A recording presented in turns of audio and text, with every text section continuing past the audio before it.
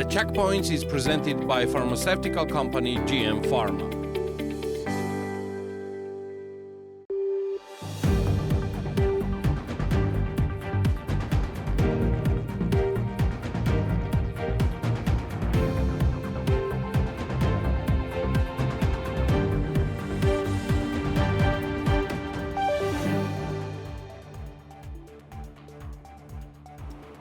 This is The Checkpoints. I'm Elena Gvangilashvili, author and the host of the show, and the Checkpoints team is ready to sum up business and economics week for you.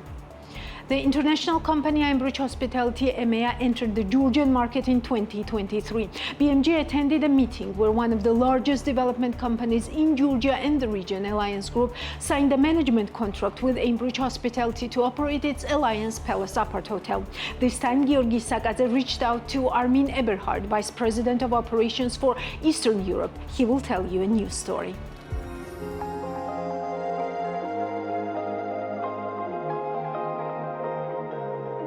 Although tourism statistics in Georgia are difficult and contradictory to track, government data still remains the only source where all possible information about tourist visits is collected. There can be much discussion about the criteria for counting and recording tourists, but what's certain is that the number of tourists has been growing year after year in Georgia, confirmed by both direct and external factors. There is notable interest from both local and international investors in the development of prominent hotel complexes. But before we get into that, let's take a look at the current tourism statistics, which will reflect this investor activity. So, in 2024, Georgia received 6.5 million visitors, which includes both tourists and same-day visitors. Out of these, 5.1 million were tourists, a figure that for the first time matched pre-pandemic levels from 2019. As for income from tourism, in 2024, Georgia earned $4.4 billion from the sector, marking a 7.3% annual growth. The main contributors to this growth were countries from the Middle East. Tourism revenues significantly increased from Israel, Iran, and Saudi Arabia by 41.6%, 17.9%, and 21.2% respectively. Asian markets, especially China and India, also played a major role in revenue growth, while income from almost all traditional markets declined. Historically, the largest source of tourism revenue has been Russia. However, in 2024, revenue from Russian visitors declined by 2% year-on-year, amounting $850 million. Amid growing visits and revenues from tourists, interest in investing in the hotel business in Georgia has been steadily increasing among both local and international investors. But building a hotel complex is one thing, managing it well is another one, and among the most critical challenges. This requires knowledge, skills, experience, and professional managers. That's why investors have begun establishing active partnerships with international networks, hotel brands, and industry operators. That's exactly the purpose for which the international company Aimbridge Hospitality entered the Georgian market in 2023. We attended a meeting where one of the largest development companies in Georgia and the region, Alliance Group, signed a management contract with Aimbridge Hospitality EMEA to operate its Alliance Palace Apart Hotel. But Aimbridge story goes much farther back. I reached out to Armin Eberhard, Vice President of Operation for Eastern Europe at Aimbridge Hospitality, whom I have known for 2 years since we met at the 2023 contract signing ceremony with Allianz Group. You're right. I believe that's an interesting story. Aimbridge Hospitality's journey began more than 60 years ago by founding the company called Interstate Hotels Resorts in the United States in the 1960s, with only one motel in Pennsylvania under operation. Just one motel? One motel. The company then expanded to run Howard Johnson hotels in the United States and formed a long-term partnership with Marriott in the 1970s. And at the end of that decade, the company was operating about 25 hotels in the United States and started also diversifying into project management and design services. It started much later on. We added, first expanded into Europe, adding hotels and countries to it, like Ireland, Belgium, the Netherlands. And we also then expanded into cities like London and Moscow. And this is when the Eastern European expansion really started. That's right. So we reached out to the subcontinent as well as Central America with Mexico, and at the same time increased significantly our presence in the United Kingdom as well. And we added the portfolio in Eastern Europe through Russia.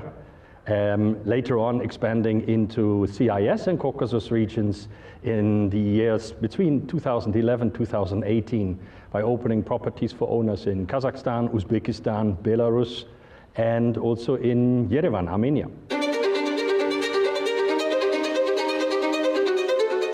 From Aimbridge history, I must highlight that by the 1990s, the company was already managing around 230 hotels across the United States, including the legendary Roosevelt Hotel in New York. After transitioning from a public to a private management model, Aimbridge Hospitality began expanding internationally in London, India, Mexico City, Moscow, Ireland, and Belgium, starting in 2011. The company then significantly expanded into the markets like China and the Netherlands and increased its portfolio and presence in the UK. Around this time, Aimbridge also started entering Belarus, Kazakhstan, Uzbekistan, and Armenia. This is when interest in the Caucasus region and Georgia began as well. Aimbridge EMEA entered the Georgian market by signing the first hotel management agreement, the transition for the Allianz Palace apart hotel in Batumi, owned by Allianz Group, one of, as you know, largest developers in the country here. And the combined strength of Allianz Group and our operational expertise from Aimbridge EMEA then allowed us to kind of revolutionize that sector of hospitality in Georgia. And by now we have a proven track record for bringing improved guest quality services to the property, as well as enhanced values for the developer and the investors of the project. We are also named operator for the Wyndham Grand Residences project in Batumi Gonio. With signing the agreement, we are standing to operate the various complexes, large facilities in this all-inclusive project, which is enhancing our presence. For future operational opportunities, we offer our developers and partners like Allianz also technical service advisory during the construction period. And that includes our expert revision of design engineering reviews and working very closely and coordinate with the developers, project team, contractor, architects, and the MEP experts. It's also worth noting that Aimbridge's involvement in Georgian project does not stop at providing just technical support for developers. Their collaboration with Georgian partners includes involving Aimbridge experts and team with developers, contractors, architects, designers, engineers, and construction crews, making the entire process more efficient. When Aimbridge EMEA joins a new market, it seeks to open immediately a local presence in the market, assembling expertise in the key areas for hotel operations. That's hotel operations itself, finance, commerce and revenue strategy and management, as well as IT solutions. And that gives our owners and partners in the market imminent, direct, and immediate access to our expertise. We are, so to speak, hands-on for the construction project, and we also support our running operations and hotel teams directly on site. Sure, Aimbridge Hospitality has a proven strong track record of transitioning and open properties under our standards and into brands. We open an average 10 properties a year in our division. Our technical knowledge and our operational expertise ensures that our partners and developers receive and open their projects timely, and also make sure that it is brand compliant if there is a franchise included. Our recent openings in our division in Europe, Middle East, Africa include, of course, the Allianz Palace Apart-Hotel as a transition of the existing business under our management. Also includes a large upscale resort on the Mediterranean coast in Spain. For example, a hotel in the Netherlands under an IHG franchise brand, but also serviced apartments under an Accor brand in Belgium. We are unique because of our scale of operations. We have a global reach that's unrivaled, and at the same time we're creating local leadership and local regional teams to support our owners, give them direct access to our expertise in the market, and that's led by expert teams with operational leads, and for Eastern Europe, for example, that is me here. At the same time, our scale allows us to develop tools for the industry specific to the needs of the industry. I can see as an example our reporting tool for financial results. That is a proprietary tool that we developed in-house in Aimbridge. And on the property level, we use this to sensitize and skill up our hotel teams in financial accounting and commercial efforts. We use it on the regional level to evaluate and analyze the performance of our properties. And we also use it to report to our owners in great detail to create maximum transparency. We're participating in various locations in Georgia, not only the two big destinations, Tbilisi and Batumi, but also in the regions. And that is really showing is evidence of the growing portfolio in Georgia and the activities here by the developers. You have a strong group of development entrepreneurs here that really are pushing the hospitality level to new heights in Georgia, and that creates an environment that we seek to establish a very strong presence for ourselves here, because we see a lot of untapped potential for us to take over and to manage. While preparing for the interview, I also looked into Aimbridge Hospitality MA's results for the year. As of the beginning of 2025, the company has signed an additional 9 management contracts, including 6 hotels owned by Danish ProArt Group. Among them are Hilton Garden in Birmingham Airport, Hyatt Place and Hyatt House Leeds. This adds a total 1,348 rooms to the portfolio just in the early months of this year. Still, the question remains, why Georgia? What motivates Aimbridge Hospitality to grow its presence in the region and specifically in Georgia? That's probably the question interested in when wrapping up the interview.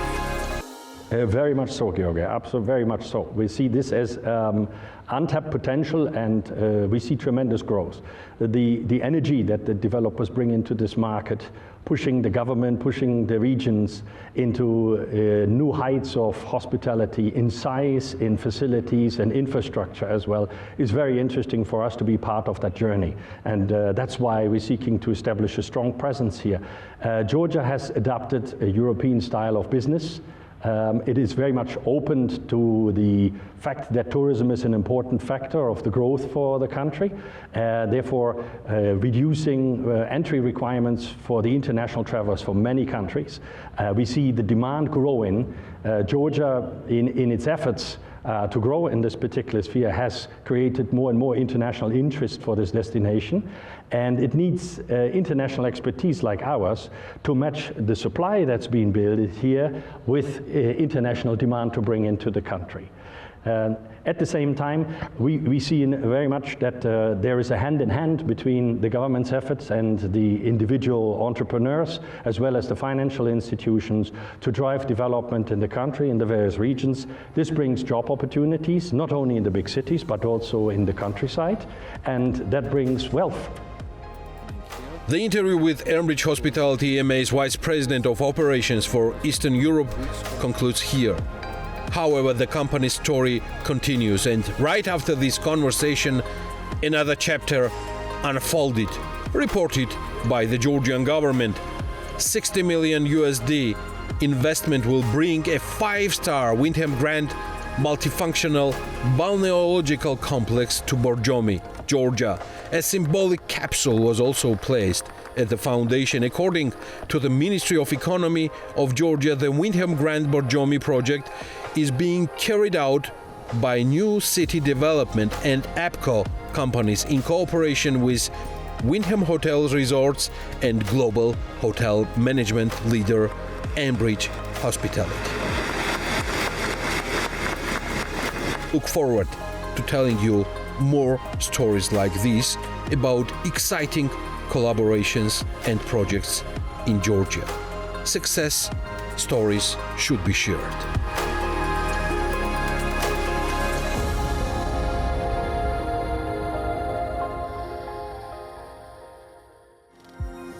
Georgi Sakadze will stay in the spotlight of today's checkpoints, but this time together with our reporter Mariam Varadashvili. This duo interviewed the ambassador of Germany to Georgia, Peter Fischer. I will leave you off with the full interview with the ambassador of Germany to Georgia, Mr. Peter Fischer, and see you next Sunday. First of all, thank you for your time and accepting for the interview. I want to start with the sanctions. We've seen several rounds of sanctions imposed on Georgian authorities by Germany.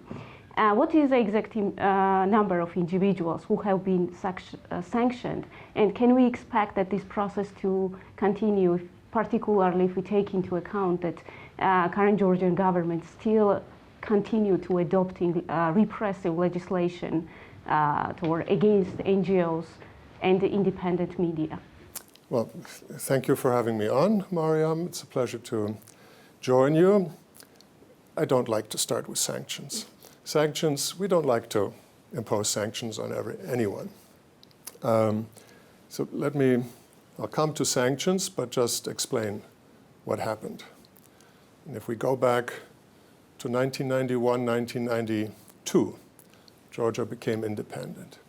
And Georgia said, we want to be a democracy, we want to have a market economy, and we want Euro-Atlantic integration. And Germany and our EU friends said, we can be your partners in this, and Germany in particular, because we had to learn we had to build up a democracy after the Second World War. We had to build up a market economy, and we did Euro-Atlantic integration. So we said, that's perfect. And we had a wonderful, productive, harmonious partnership. When I came, the Prime Minister told me, you are our best friend. Many people told me, Germany is our best friend, our best partner. But since 2024, everything has changed. We can get into the details, but our relationship are in a crisis. And there have been, according to our assessment, violations of human rights here in Georgia against the demonstrators. Freedom of assembly, freedom of expression are fundamental European rights, human rights. We can get into the EU relations anyway. It's fundamental to respect human rights, to get into the EU. And they have been violated on a very serious scale here against people who were demonstrating.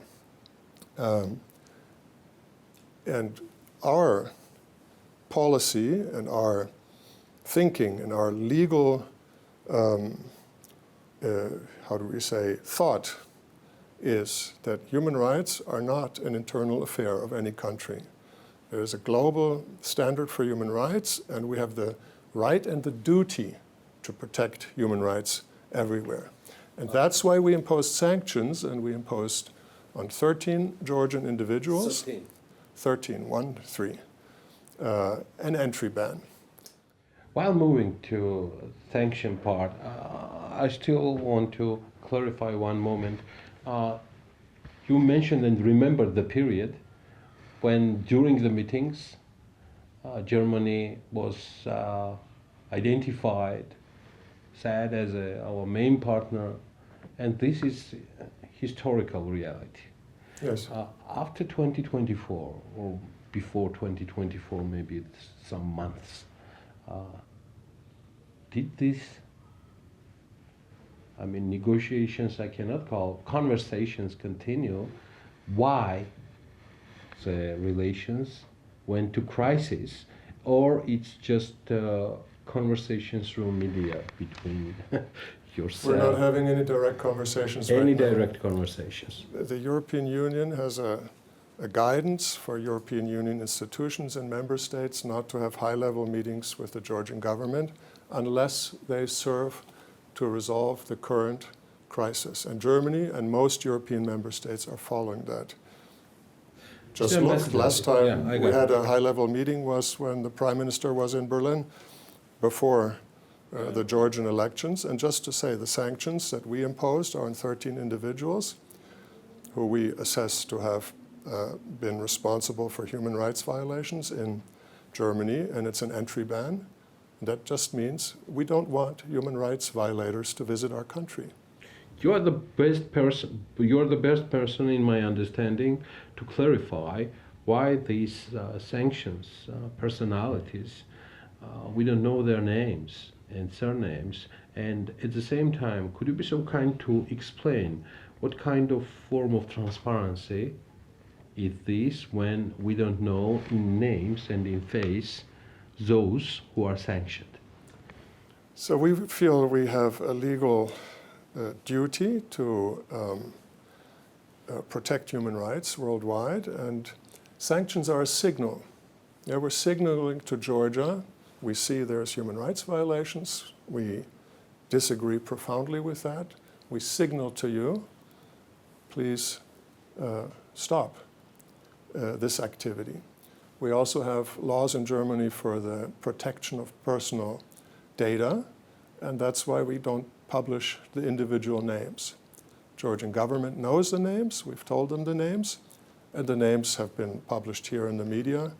Okay. So it's clear. It's out in the open who they are, but I'm prohibited by law to reveal the names. Yeah, but many people who are in the street sees the sanction policy as the only tool to pressure current Georgian government, and I would say quite fairly. And that's why I seem a bit assertive, but that's why I ask you, can we expect that this process to continue, I mean, sanctioning process from German side? So there's different kinds of sanctions, right? And first of all, what's important for one government to sanction citizens of another government is very extraordinary. And we do it only for human rights in Germany. We don't do it for corruption. We don't do it for undemocratic process. Other countries do more. But Germany only human rights. Only human rights, because it's quite extraordinary to impose something on a citizen from another country. A state usually can impose only on its own citizens laws and so on. Other countries can do what they want. Later I will come back that Georgia can do whatever it wants, but in our understanding not violate human rights. Now other countries do it differently. USA, UK, Canada, others have different laws. Germany, only human rights. So if there's more human rights violations, there will be more sanctions, yes. I also want to ask you about grants, because we've know that Germany provides a wide range of grants for government and programs for different sectors. And that's why I ask you some clarification toward this issue. Could you say exactly what programs have been suspended yet and in which specific fields? And which are active. Yes. And yeah, which are Yes. still active. But let me just introduce that subject again by saying, we used to be best friends, and we would like to continue to be best friends. All our cooperation is still on offer. And we made you the best offer we can give by offering you EU candidacy, which means EU membership. That's a big, big step for an EU member state. It means come into our family, our living room, be part of our union, share our citizenship. We are EU citizens. Yeah, we're Germans and EU, French and EU, and so on. And we said, Georgia, you can be EU citizens. Everyone knows what's required. You have to transpose the full body of European law to be an EU member state. The EU is a union of values, and based on those values, a union of law, a legal union. To be an EU member state, you have to adopt EU law. Once you do that, you can be a member state. As long as you don't do that, you can't be, right? It's very clear. I've explained it many times in Georgia. And now we see a development in Georgia where we have activity against the NGOs, which we disagree with. Non-governmental organizations are the expression of the citizens of a country of their interest. It's fundamental for democracy. There's no democracy if the citizens can't freely, unhindered in any way, express what they want, tell the government what they want. That's democracy. And we see the NGOs being limited in a very severe way, in a way that is completely incompatible with the European Union. We saw an election. It's not our job to say who won the election. I don't know who won the election. I didn't count the votes. But we saw in every area of this election process serious irregularities. And what we can say is that this election had so many irregularities in so many areas that it's not compatible with EU membership. Another way to express it, a country that runs this kind of election is not okay to be in the European Union. And our citizens say, we don't want a country with this kind of election in our union. Then we saw human rights violations and I think a severe limitation of the right to demonstrate and to right of assembly, freedom of expression. Too many arrests, too many people injured during the arrests, apparently systematically. We don't want this in the EU. Then we saw Special Investigative Commission. Some people have called it a Nuremberg trial. Very unacceptable for us Germans because Nuremberg trial were trials against the worst Nazi criminals for war crimes and crimes against humanity. So to say Nuremberg trials in this context, it's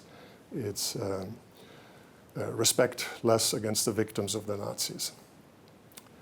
We know already from the statements that apparently the Special Investigative Commission has brought up enough proof to give to the prosecutor to say that certain political parties have committed crimes, violated the Constitution, and will be forbidden.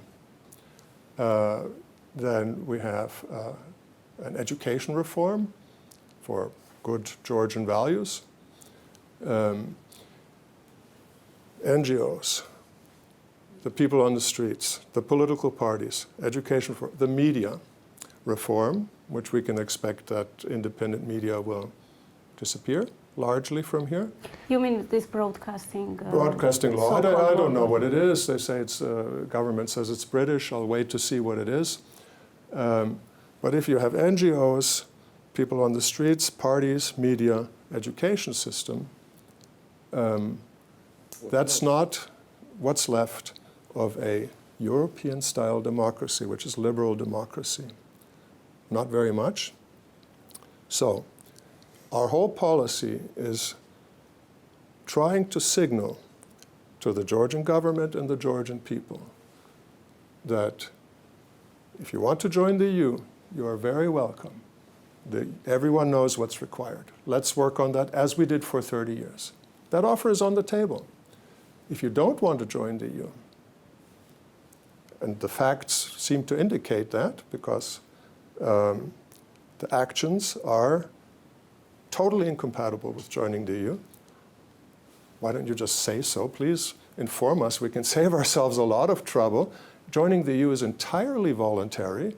No one is forced or even urged to join the EU. There are many people in the EU that said we don't need any new members. We have enough problems inside already. So if you don't want to join, that's also fine. We have good relations with the vast majority of our bilateral relations are with relations that are not in the EU. But it's completely different than if you are in the EU or if you are in the process of joining. Right now, Georgia and Germany have very privileged relations in all fields. And if you want to be a small state in the Southern Caucasus with no market integration, no particular alliance, that's fine. That's up to the Georgian people. But our relation will be different. Will be much less intense. We'll get back to all these programs and what we do in so many areas.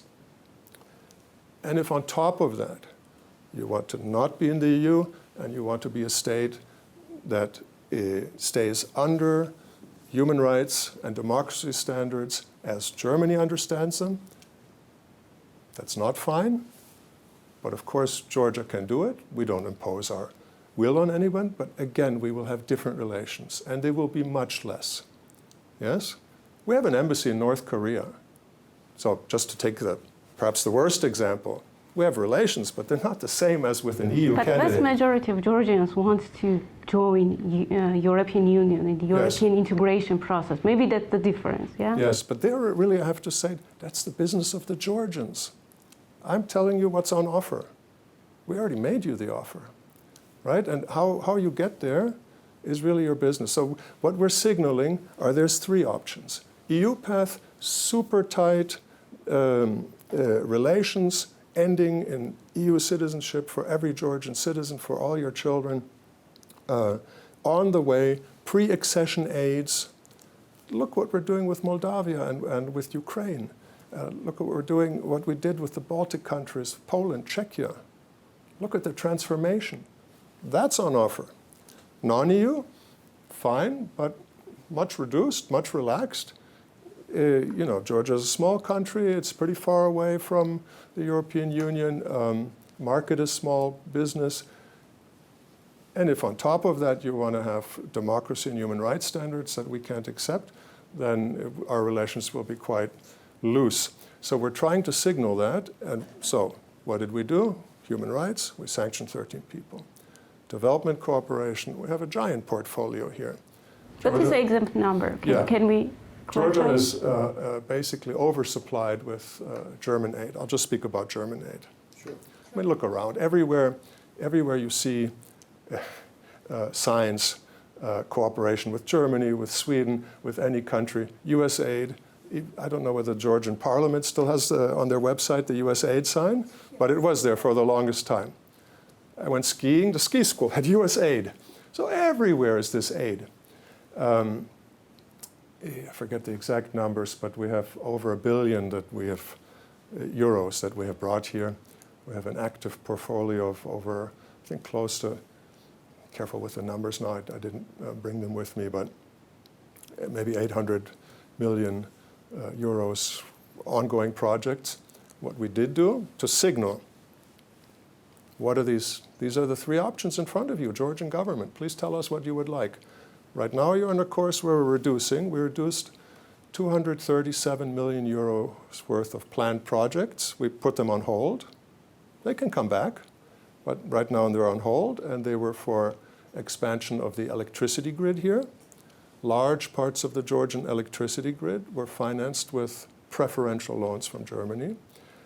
They were for building up a hydrogen production pipeline, which is a future technology. Germany and other European states, in terms of going to clean energy, require hydrogen imports, and we were trying to help Georgia to produce hydrogen. That's on hold.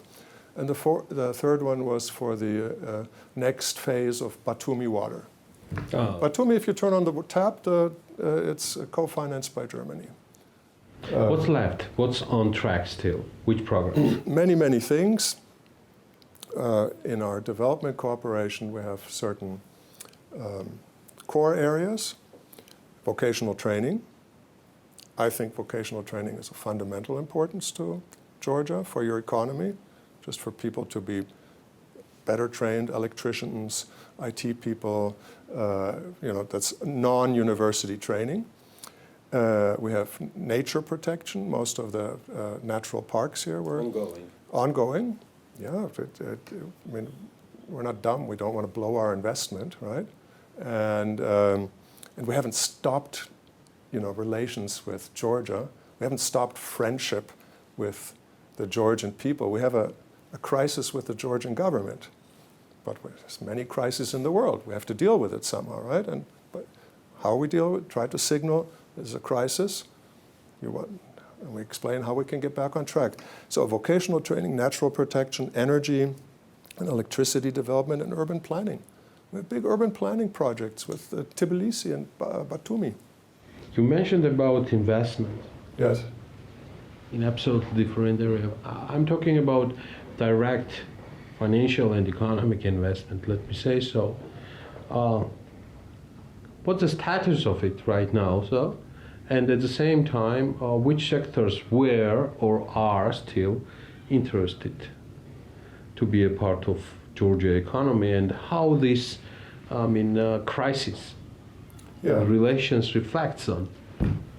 It's how German investors feel when Georgian government is so hostile to European Union?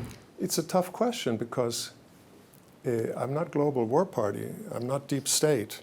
We can talk about deep state too, but actually I will. I've been in the German government for 39 years. Haven't seen the deep state. I've worked in many different areas. The civil servants, we work hard, we give our best opinion, we ask the scientists, we ask other government departments. In the end, our elected parliamentarians who are in government, they make the decisions. There is no deep state. The deep state is a phantom and a bogeyman. So I'm a friend of Georgia. When I came here, check the record.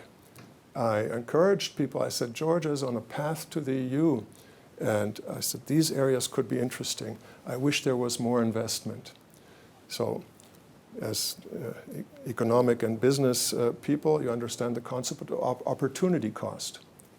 There's a giant difference between Georgia being on the path to the EU, the biggest market in the world with 450 million consumers, one of the wealthiest markets in the world, and Georgia staying, how many inhabitants now?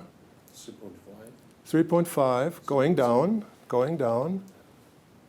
On the other side of the Black Sea, no market integration with anyone, right? Complicated neighbors, and there's no, so you'll stay a small market. EU, small market in the Southern Caucasus.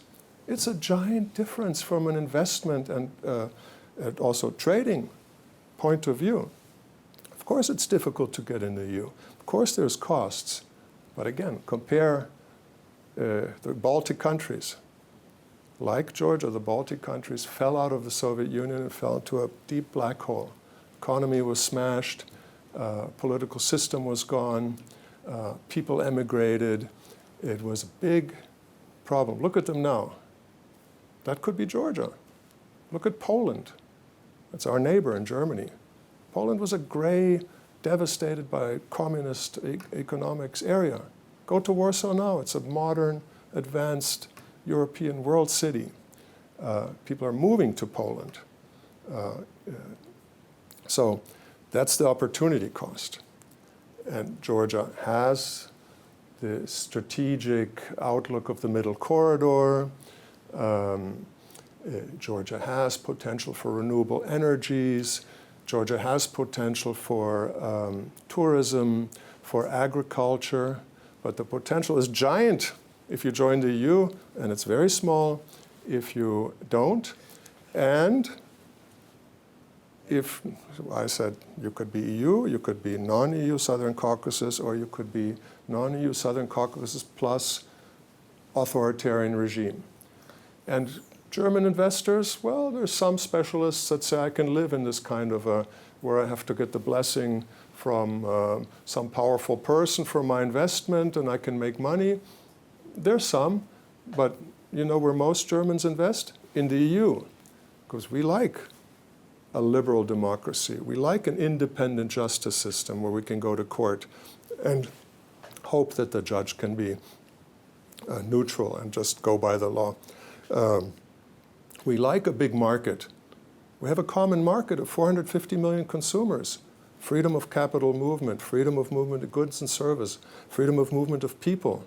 Every European can move to any country, no questions asked. I'm not sure that in these rather complicated relations, as you mentioned in the crisis, relations between Germany and Georgian government, as you have mentioned, I do not see any potential having any kind of investment from Germany, because first what investor is asking for is the current status of relations between countries.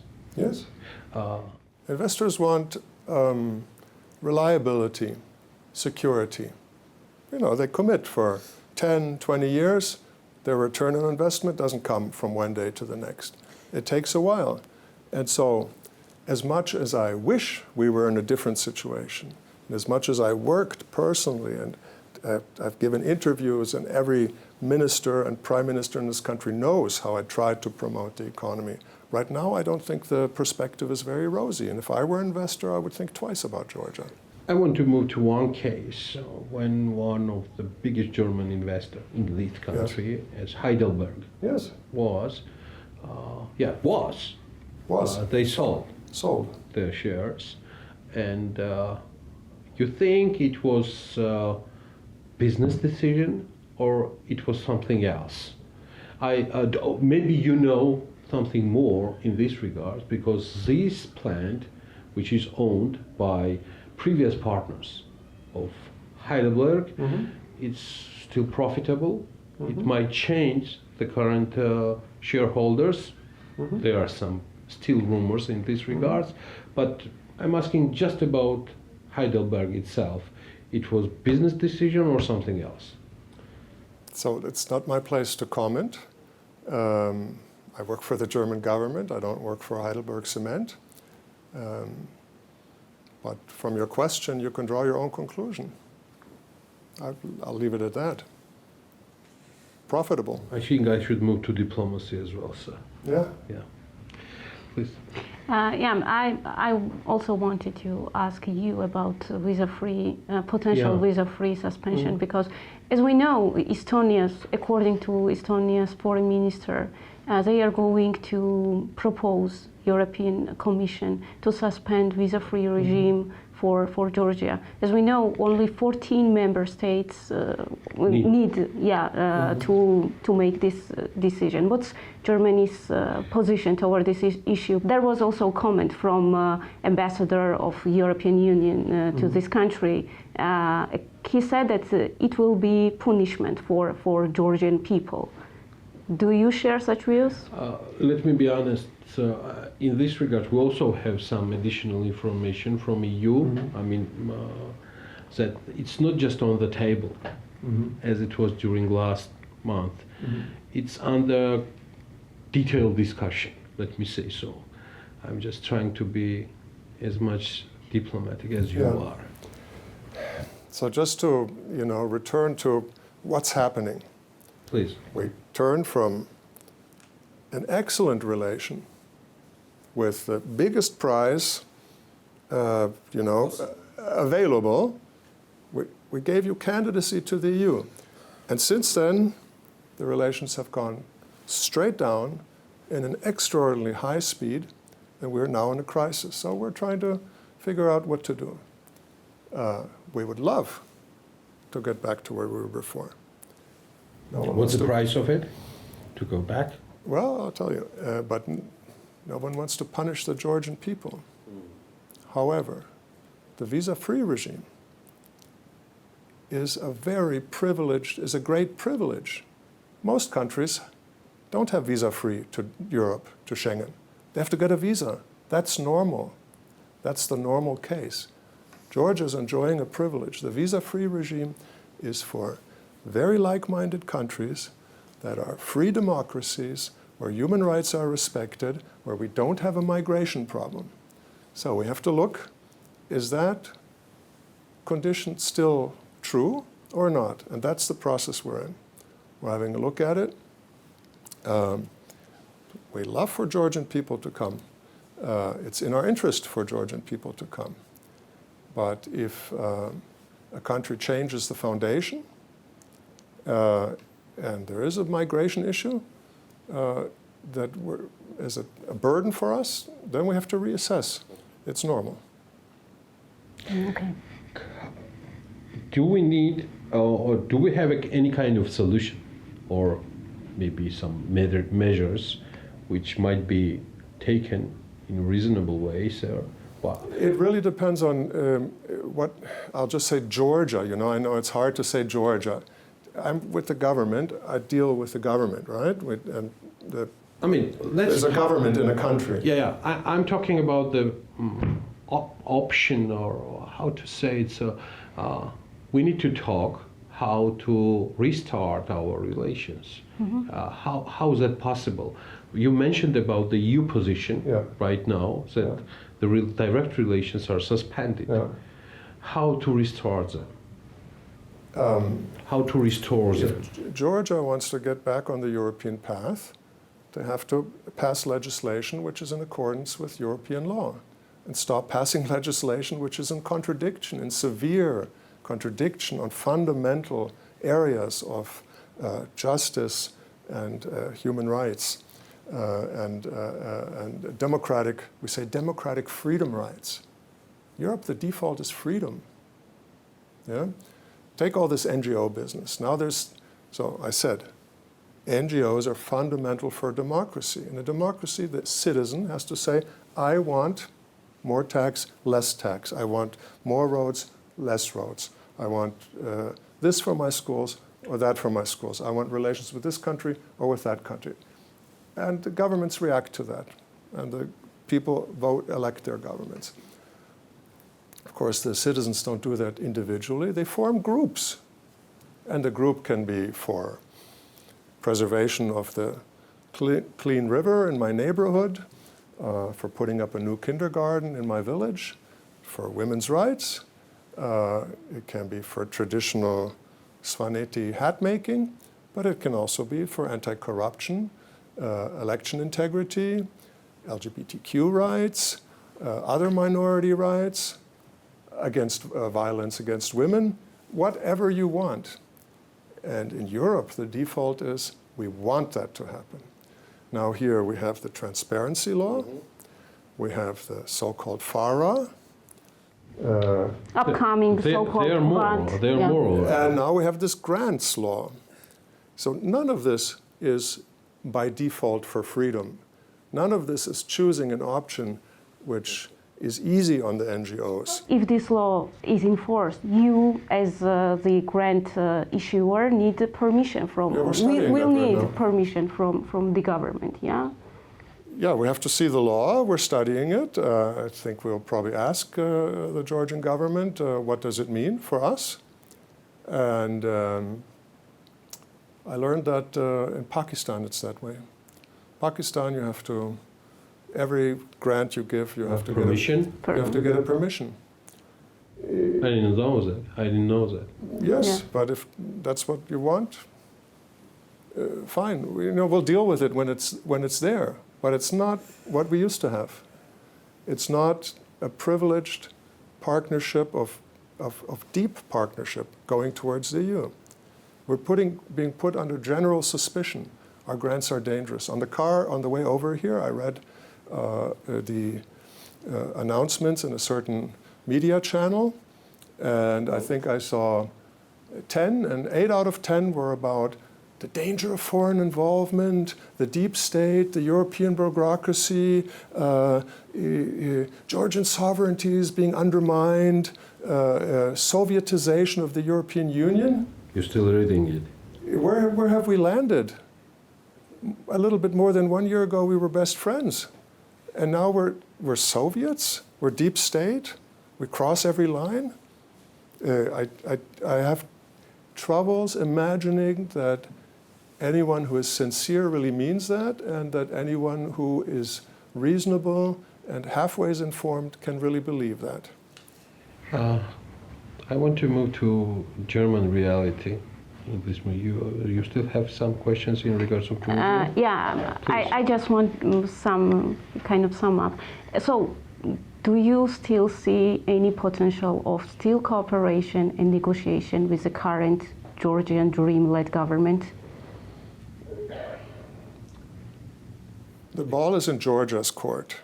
Georgia happens to be saying the ball is in the EU's court, the ball is in the US's court, the ball is in everybody else's court. Nobody's responsible in this country except the deep state, who is doing everything terrible, and everyone has to adjust to Georgia. Yeah, well, I don't see the ball. Yeah, welcome to reality. The ball is in Georgia's court. They know exactly what they have to do to be on EU track and stop passing laws which are contrary to the EU, start passing laws which are in accordance with European law. Stop talking bad about us. If you want to have a partnership with us, don't tell us we're Soviets. Don't tell us we're undermining the sovereignty. Don't treat us as hostile foreign powers. We're not. How did we get into this position of being a hostile foreign power? Those are the two elements. And politics is a dynamic process. Every day is a new situation. Every week is a new week. Let's see where the process heads. You're still a candidate country. It can be very easy to change the political dynamic, very easy. But we don't have to change it. We never changed. Candidate status is still here. And always, even before the election, everyone knew that the foundation of the EU, foundation of the Federal Republic of Germany, is a liberal democracy with freedom, rights, and human rights.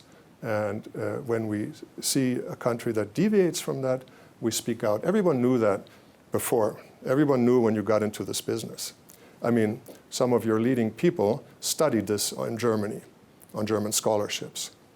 It's not a secret who we are and who we remain. So it can be back on track. I hope it will. I will use the momentum of privilege having interview with you. Could you be so kind to brief us about the current situation in Germany itself? A lot of things is changing. We just faced some joint statement of the new coalition which is going to be formed. What kind of government is going to be formed there with these three parties coalition? And by 6th of May by 6th of May, Germany might have the new confirmed chancellor. Yes, so we had the election. Yeah.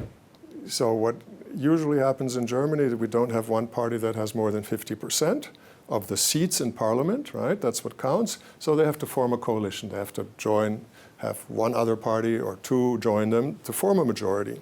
We had three parties nowadays in the existing government, which it won't be the next government. So they're now a caretaker government, right? Okay. But sometimes people here say, "Oh, Scholz has nothing to say. He's a how do you say, bygone." Already? No. We have one government at a time and one chancellor at a time. Olaf Scholz is a chancellor, but we had an election. A new government is being formed. In this case, two parties: the CDU, Christian Democratic Union, they're called. By the way, Christian Democratic Union. Yeah. Georgians aren't the only Christians in the world. Sometimes I have the feeling that some people think that, but it's not the case.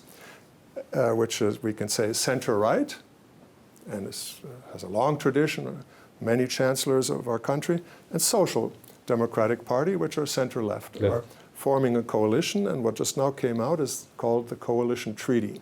So what they do is the biggest party, Christian Democratic Union, looks, where can I form a majority? They reach out to the preferred partner, which is Social Democratic Party right now, and they said, let's negotiate a coalition treaty. That was just published day before yesterday, Correct. and it sets out the program. Which includes Georgia as well.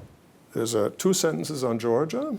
I don't have the exact quote in my head, but it says to recommence talks with Georgia about European accession is only possible if Georgia starts complying again with fundamental democratic processes. Democratic processes, it says. In this, we stand on the side of the European pro-European forces in Georgia. That's what it says. That's quite significant. That's our program for this incoming government. So the same approach, yeah? Same. Yeah. Same. Some here were saying, oh, everything's going to change, but it didn't. Yeah. That's Some why I say asked you. everything's going to change in other countries, but it's not. So, and now actually there's 3 parties. You're right. There's 3 parties. Yes. Because CDU has a little sister called CSU. So CDU, CSU, let's say the Conservatives and Social Democrats, center-left, have formed this coalition, and now all 3 parties need to approve it. Correct. And that's the process, and most likely it will happen at the beginning of May. What then happens, the Parliament votes, the Chancellor elects the Chancellor, and that is 99.9% going to be Friedrich Merz of CDU. CDU, okay. Got you. Any questions left, dear Miriam? Yeah, from my side, no. For the conclusion. Can I just say one thing? One thing that's important, of course, about government action is predictability, reliability, honoring previous agreements. Pacta sunt servanda. It's a Roman, treaties are to be served, contracts are to be honored. It's a Roman principle. It's for legal security. So you will find a great deal of stability from the German government. Of course, they will set some new priorities. But in foreign policy, regarding EU enlargement, regarding Georgia, I expect remains the same. It remains the same principles. You know, we see a lot of turmoil around the world, but Germany intends to be a reliable, steady partner. We need to do some reforms inside. We have some big challenges ahead of us. We approved a financial bazooka, 500 billion euros. Put that in relation to your Georgian budget over the next 10 years for infrastructure. So we're going to be building a lot of infrastructure, and we approved a new calculation formula for our defense budget. Government wants to go to 3%, over 3% of GDP for defense. So we can, as a EU country, continue our peace, our prosperity, our stability, our friendly relations with the countries around us and around the world in a world of turmoil, where the USA has changed fundamentally, where we have challenges from Russia and other challenges. And the main statement of the coalition treaty is also, we are a liberal democracy with freedom, rights, and we want to stay it also in this new world, because that's the foundation of the happiness of the citizens and of our prosperity. Innovation and creativity, they don't come from somebody at the top saying, invent something for me or be creative. They come from everyone acting freely. Ambassador Fischer, for the conclusion, what's your personal plans for the nearest month and upcoming year? I mean, do you have any kind of chill out, go on nice walks, Svaneti Mountains, all that. You know, I've traveled to many parts of Georgia, and I hope I see some more. Be with Georgian friends. enjoy my life and enjoy my good colleagues in the embassy, and hopefully witness an improvement of our relations with Georgia. Because I can only repeat, we were the best of friends. What happened? Why can't we be again? It's on offer, and I'm ready. I'm here to work for that. Mr. Ambassador, I want to use this interview as a chance because during previous days I was working on tariffs issue.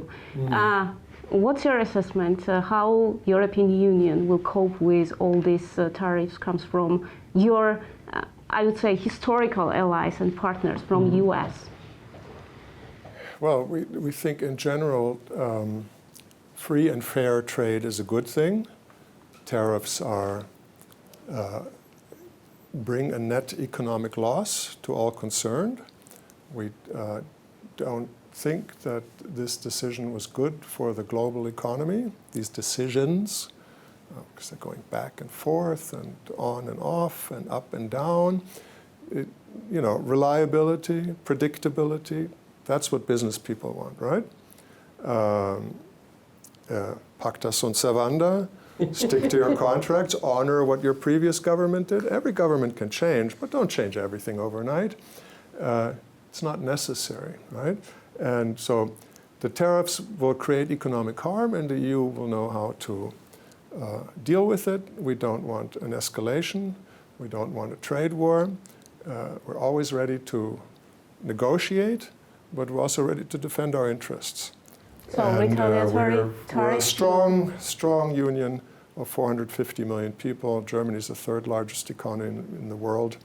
And you saw what happened with the bond market in the US, the stock market. And it's still going on. I'm concerned for my American friends. I spent parts of my youth in the US. I grew up bilingual. I went to a German-American school. I studied in the United States of America. I served at our embassy there. I'm sorry to see when they have economic challenges. Thank you, sir, for your time. Always pleasure hosting you. Always. Thank you. My pleasure. Hope to talk about economy and business more. Let's get back to normal times. Let's, invest in trade and build up products and companies and live freely and be friends. Thank you, sir. Thank you. It could be easy. Crossing fingers.